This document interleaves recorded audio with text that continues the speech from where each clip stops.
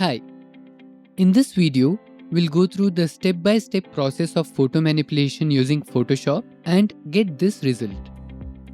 So let's start. First, drag and drop the background, and if you are using lot of effects, you can always convert the image to Smart Object. Now from the blur gallery, we'll select Tilt Blur.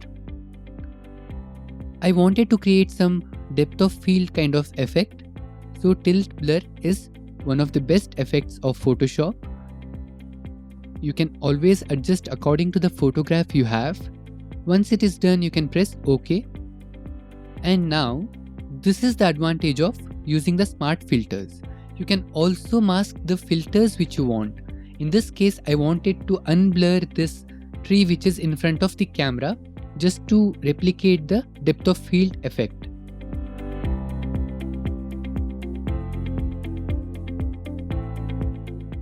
To get better results, you have to always change the opacity and flow of the brush. Now once I was satisfied with this blur effect, I added curves to make the image darker. I wanted a moody look for this image. And by using the adjustment layers, this is the advantage. You can mask out the things which you don't want to keep. I wanted this image to have some cool, bluish kind of effect, so I used color balance for this purpose. And never hesitate to go back to some adjustments which you have already done and redo it if you don't like the final effect. Now to add more shadows, I'm using an empty layer and just using a black brush to paint the shadows.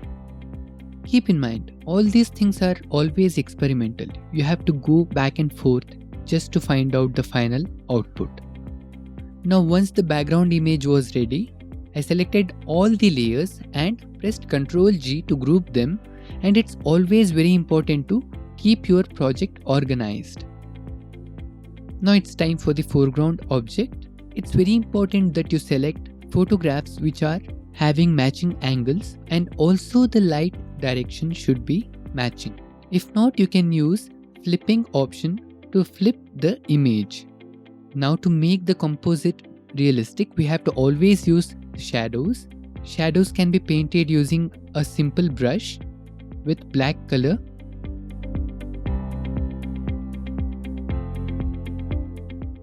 It is better to always paint in separate layers.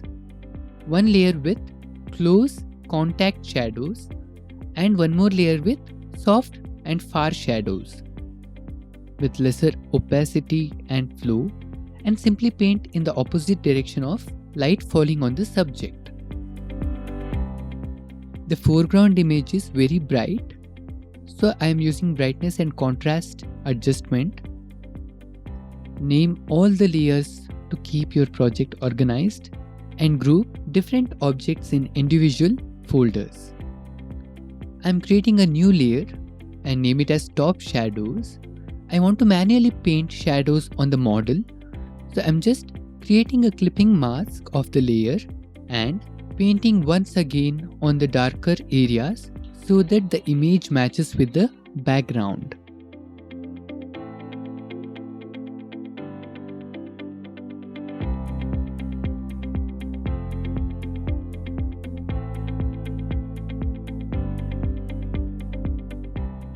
Let's match the color of the image.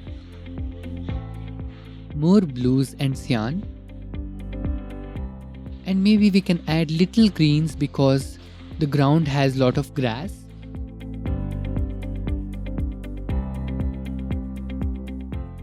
Now I wanted to create a light coming from the sky.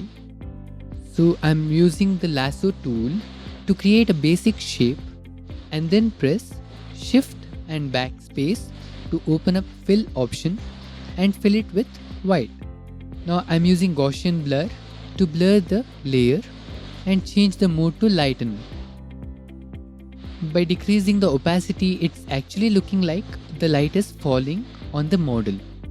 Now at last, to make the composite much more real, I can add a gradient map and apply a filter overall to the image. Final touch-ups to fix the image, and we are done. before, after.